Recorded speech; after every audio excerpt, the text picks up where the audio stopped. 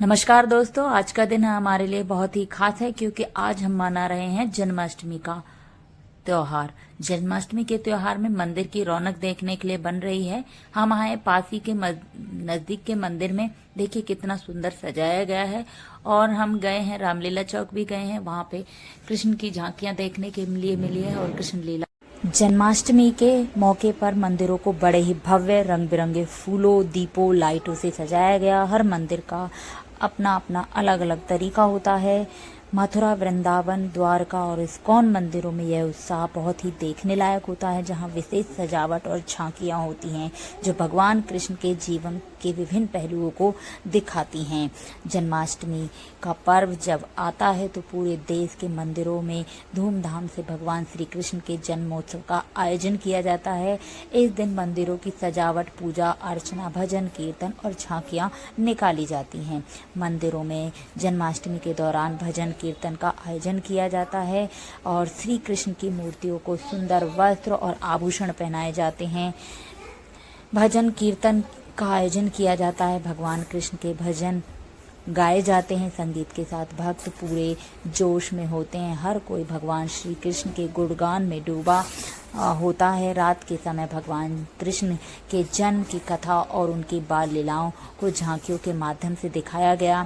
ये झांकियां कृष्ण जन्म, माखन चुराने की लीला और कंस का वध जैसी घटनाओं पर आधारित होती है। कई जगहों पर रामलीला और कृष्ण लीला के नाटकों का आयोजन भी होता है, जिसमें भगवान कृष्ण के जीवन विभिन्न पहलुओं को प्रदर्शित किया जाता है।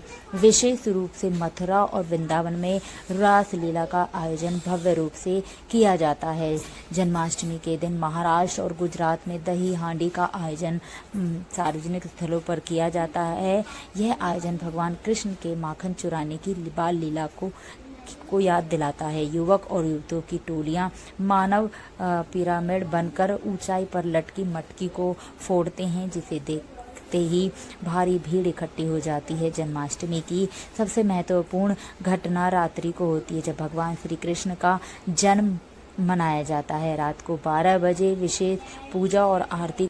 जन्माष्टमी न केवल धार्मिक रूप से बल्कि सांस्कृतिक रूप से भी एक महत्वपूर्ण उत्सव है। यह त्योहार हमें भगवान श्री कृष्ण के जीवन से सीखने की प्रेरणा देता है, विशेष रूप से उनके द्वारा दिए गए गीता के उपदेश जो आज भी प्रसारित हैं। भगवान श्री कृष्ण ने धर्म, कर्म, योग, प्रेम और भक्ति का संदेश दिया, जिसे जीवन में अपनाकर हम एक बेहतर इंसान बन सकते हैं। जन्माष्टमी का पर्व भगवान श्री कृष्ण के जन्मोत्सव के रूप में उल्लाह पूर्वक मनाया जाता है। यह त्योहार हमें उनके जीवन से प्रेरणा लेकर धर्म और सत्य के मार्ग पर चलने की शिक्षा देता है।